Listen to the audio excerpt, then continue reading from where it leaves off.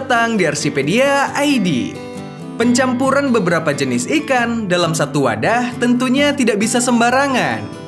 Salah-salah ikan hias kita bisa tersiksa karena tidak bisa disatukan dengan jenis lainnya.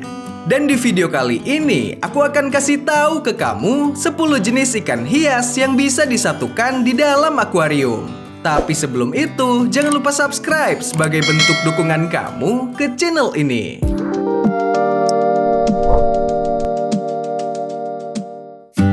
Pertama, ikan koi.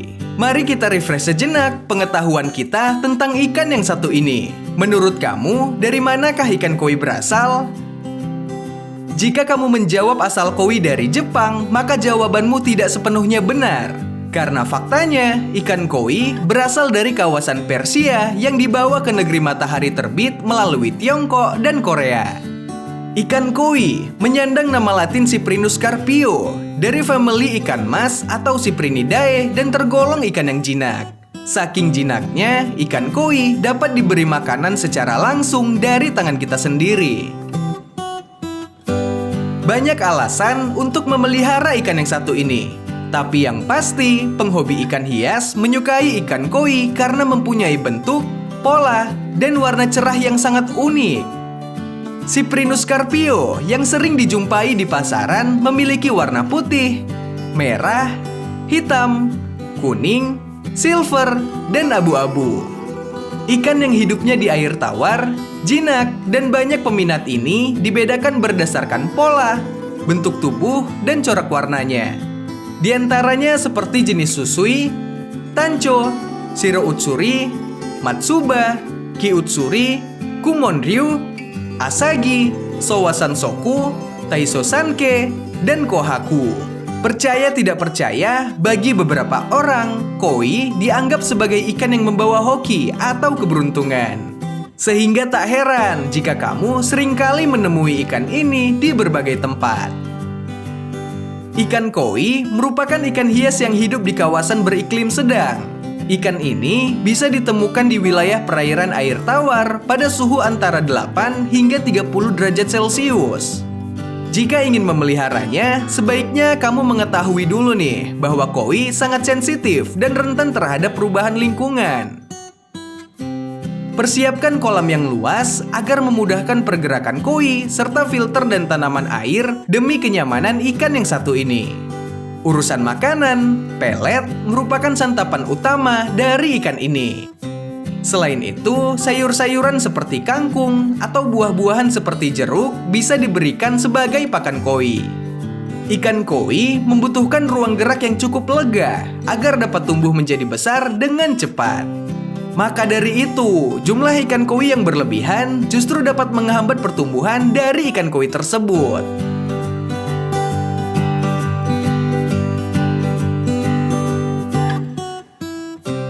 Kedua, ikan gapi. Ikan gapi atau bernama ilmiah Poecilia reticulata ini masuk ke dalam keluarga Poecilidae yang berukuran kecil. Sejarah menjelaskan bahwa gapi ditemukan pada tahun 1866 di Trinidad oleh Robert John Latimer Gapi, yang juga diambil nama belakangnya sebagai nama untuk ikan dari keluarga Poecilidae ini. Buat kamu yang mencari ikan dengan perawatan yang mudah, indah, dan penuh warna, sangat disarankan untuk memelihara ikan gapi, baik dalam jumlah yang sedikit, sedang, bahkan satu akuarium dengan penuh gapi. Ikan ini memberikan nuansa warna-warni yang cantik, perilakunya tenang, ekornya panjang, dan melebar dengan ukuran badan yang kecil.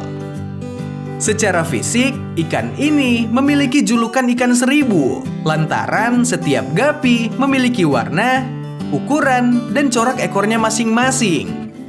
Hingga saat ini, setidaknya gapi memiliki lebih dari 300 jenis. Ikan gapi tinggal di habitat yang memiliki arus serta air yang selalu dalam kondisi segar. Kini, mereka bisa ditemukan di hampir seluruh perairan air tawar di Indonesia. Ukuran gapi betina cenderung lebih panjang, yaitu sekitar 3-6 cm. Sedangkan ukuran gapi jantan biasanya lebih kecil atau sekitar setengah dari ukuran betina, yaitu sekitar 1,5 sampai 3,5 cm. Ikan satu ini sangat direkomendasikan dipelihara dalam jumlah banyak karena ikan ini selalu bergerak menggumulaikan ekornya yang panjang dan juga lebar. Nilai plus dari gapi adalah sangat produktif. Namun yang perlu diwaspadai adalah gapi yang sudah dewasa tidak akan segan-segan untuk memangsa burayak atau anakan gapi yang memiliki ukuran yang lebih kecil.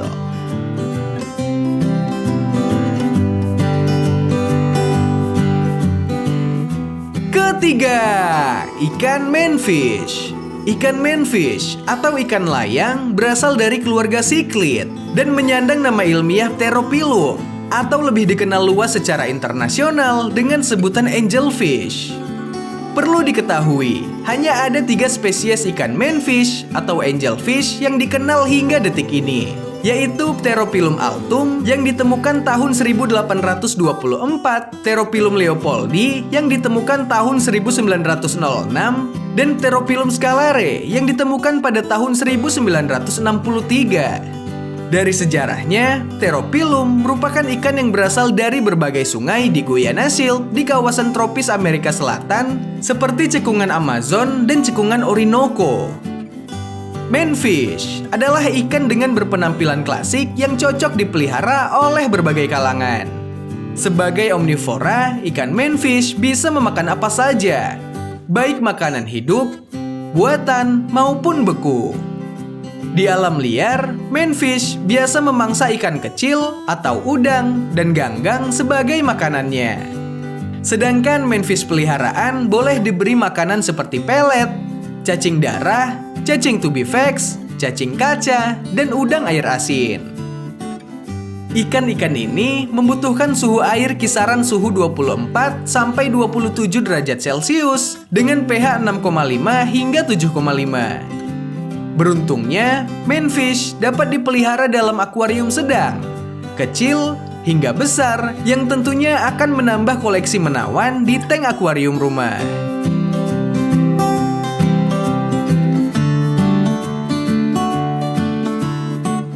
Keempat, ikan moli. Selain gapi, moli termasuk ikan yang sering kita bahas di Arsipedia ID. Memiliki nama ilmiah Poecilia spenops, ikan moli adalah spesies ikan dari genus Poecilia. Ukuran tubuhnya tak lebih dari 6 hingga 10 cm. Walau demikian, ikan satu ini memiliki julukan ikan balon karena kebanyakan ikan moli memiliki perut yang buncit dan tubuh yang bundar dan juga mampu menarik perhatian pecinta ikan khususnya anak-anak. Ekor moli terkesan tebal dan kuat saat menyambung ke tubuh moli dan juga posisinya searah dengan bentuk badan. Uniknya, ekor ini mampu mengembang setengah lingkaran hingga mirip dengan kipas. Bukan rahasia lagi, jika bagian mulut yang bentuknya segitiga merupakan hal yang menarik dari ikan moli. Sedangkan pada bagian perut hingga ujung mulut mengarah ke bawah dengan berbentuk runcing mirip seperti kurva. Karena bentuk inilah, moli berbeda dengan ikan yang lainnya. Moli merupakan ikan yang berasal dari perairan Meksiko, Florida, dan Virginia. Mereka menyebar di sana sebelum pada akhirnya sampai di Indonesia. Di habitat alaminya, moli biasa tinggal pada suhu 25 hingga 28 derajat Celcius dan juga dengan pH di angka 8. Ikan yang tergolong omnivor ini menyukai semua jenis makanan seperti cacing rambut, cacing beku, dan juga pelet. Ikan moli akan lebih senang jika akuarium ditambahkan tanaman air dalam jumlah yang banyak, dan itu berfungsi sebagai tempat bersembunyi bagi anakan moli dan juga sebagai pakan alami moli. Moli memiliki daya tahan tubuh yang cukup tinggi terhadap kondisi lingkungan. Namun perlu diketahui, ikan ini cukup rentan terhadap perubahan suhu.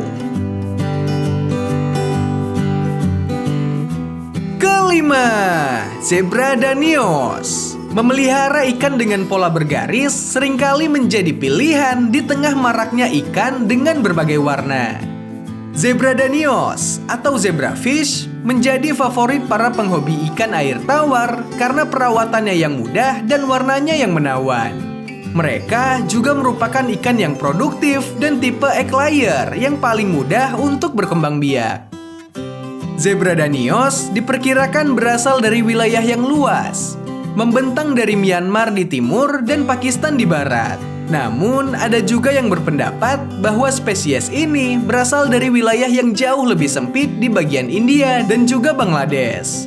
Ikan jenis ini juga mudah dikenali dari garis-garis horizontalnya yang khas. Garis-garis horizontal biru ungu membentang dari insang hingga ekornya, membentuk tubuh ramping, padat, dan ditambah dengan warna perak emas dari ikan yang menarik ini. Selain dikenal dengan nama zebrafish, mereka juga memiliki nama lain, seperti strip danio dan zebra danio. Mereka juga menyandang nama ilmiah Danio rerio dari keluarga Cyprinidae. Usia zebrafish tergolong lama, yaitu mampu hidup hingga 5 tahun dengan panjang mencapai 2 inci. Zebrafish adalah ikan yang hidup di permukaan dan menyukai air yang bergerak. Mereka bukanlah ikan rewel untuk urusan makan. Cacing sutra, dapnia, microworm, artemia, dan kutu air adalah makanan yang dapat kamu berikan kepada zebrafish selain pelet.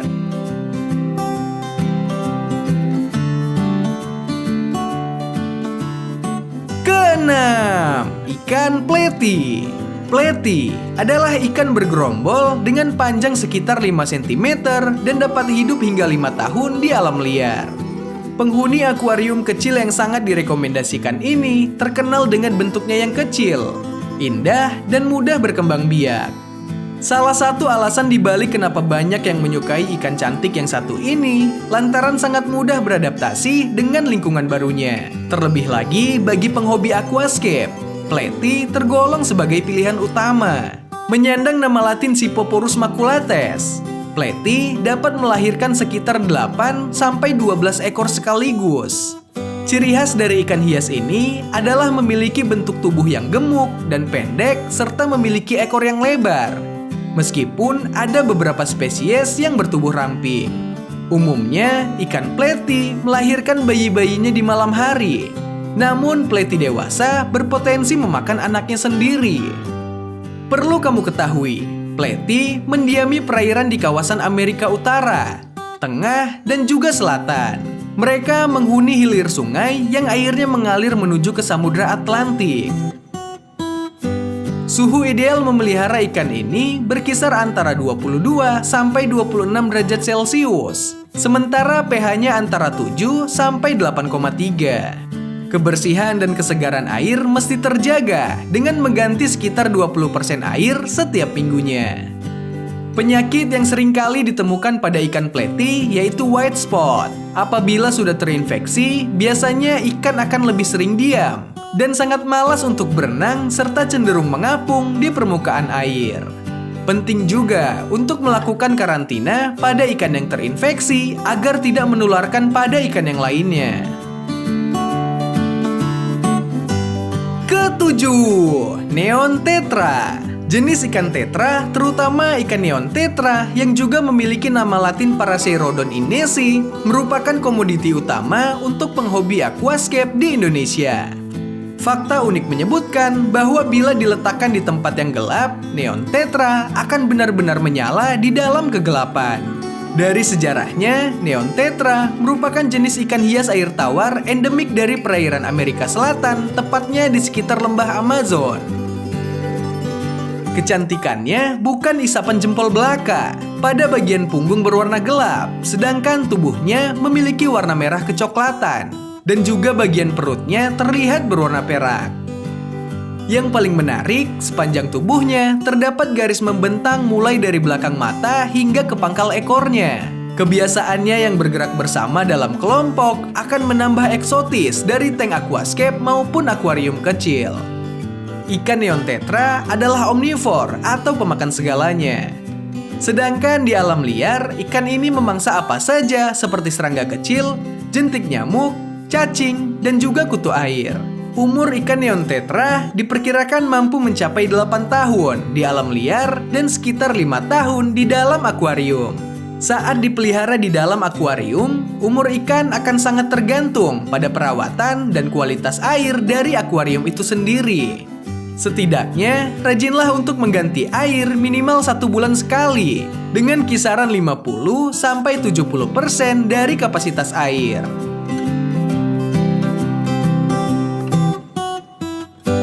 Kedelapan, ikan sapu-sapu. Salah satu pilihan ikan untuk pembersih akuarium jatuh kepada ikan sapu-sapu atau yang lebih beken dikenal dengan istilah pleko. Ikan sapu-sapu atau lele Plecostomus atau disingkat dengan pleko adalah nama yang digunakan untuk lele yang termasuk dalam famili Loricaridae, lebih tepatnya anggota keluarga Hippostomus plecostomus. Ikan ini memiliki julukan sebagai ikan lele lapis baja karena lempengan tulang besar yang menutupi tubuh mereka. Jadi tidak heran jika penghobi memelihara ikan ini tubuhnya akan terasa keras. Pleko banyak ditemukan di aliran air tawar dan sungai Amerika Selatan dan dapat tumbuh hingga 24 inci panjangnya serta memiliki umur 10-15 tahun. Secara penampilan, kebanyakan pleko berwarna coklat, namun warna beberapa spesies bergantung pada lingkungannya. Kebanyakan pleko juga memiliki bintik atau pola berwarna pasir. Tahukah kamu, ikan sapu-sapu ternyata memiliki 2 organ pernafasan. Pertama, mereka menggunakan insang sebagai alat pernapasan di air yang bersih dan jernih. Sedangkan yang kedua, mereka memiliki labirin yang berfungsi saat berada di dalam lumpur maupun air yang keruh. Ikan pleko cenderung menggunakan penghisap mereka untuk menempelkan diri di kaca ataupun batu di dalam akuarium. Mereka gemar sekali memakan beberapa ganggang. Walau begitu, makanan mereka tidak boleh terdiri dari ganggang saja. 9. Ikan swordtail. Bernama ilmiah Scyphoporus helleri. Ikan satu ini termasuk spesies ikan air tawar dari keluarga Poecilidae. Selain itu, swordtail adalah anggota akuarium komunitas yang aktif dan juga damai, sehingga mampu hidup dengan komunitas ikan lainnya. Ukuran panjang ikan jantan dari spesies ini bisa mencapai 14 cm, sedangkan betinanya hanya mencapai 12,5 cm. Untuk urusan makanan, ikan pedang akan memakan apa saja. Makanan omnivor mereka meliputi larva serangga, ganggang, dan tumbuh-tumbuhan lainnya. Perlu diingat bahwa pakan sejati dari swordtail adalah lumut yang menempel pada tanaman air. Keunggulan dari memelihara ikan pedang yaitu mampu untuk membersihkan lumut yang menempel sehingga tank akuarium maupun aquascape akan kembali bersih. Swordtail sangat peka terhadap perubahan kualitas air. Perubahan kondisi air dapat menyebabkan masalah kesehatan pada ikan ini. Jadi, kelola dan pertahankan kualitas air pada akuarium adalah kunci. Selain itu, air curahan filter juga harus menghasilkan arus yang cukup.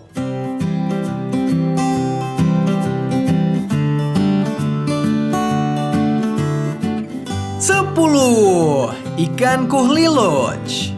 Kuhliloch adalah ikan yang hidup di dasar dan gemar menggali pasir dan menjelajahi semua tempat persembunyian di dalam akuarium. Kuhliloch paling aktif saat senja dan juga di malam hari, baik di alam maupun di akuarium rumah sambil tetap bersembunyi di siang hari. Kuhliloch berasal dari Sungai Kalimantan, Jawa, Malaysia bagian barat, Singapura, Sumatera, dan juga Thailand. Kuhliloch awalnya bernama Cobitis kuhli dan kemudian berubah menjadi Acanthopalmus kuhli. Namun saat ini, nama ilmiah dari ikan ini adalah Pangio kuhli. Kuhliloch masuk ke dalam keluarga Cobitidae dengan rentang usia hingga 10 tahun.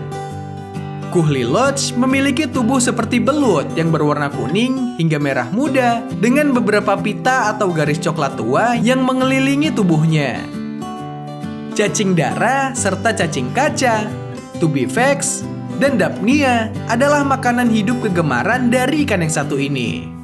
Walau tergolong omnivor, penting juga untuk mengingat bahwa mereka membutuhkan makanan yang lebih kecil, serta selalu beri makan kuhlilots pada malam hari. Berikan juga substrat yang halus, karena ikan ini akan terluka oleh substrat yang memiliki tepi kasar. Tangki harus memiliki banyak tempat persembunyian yang aman dengan tanaman hidup yang rendah. Beberapa jenis ikan tersebut dapat disatukan karena karakter dan keunikannya masing-masing. Kalau kamu tertarikkah untuk memelihara ikan-ikan ini? Dan jenis mana yang akan kamu pelihara? Tulis di kolom komentar ya.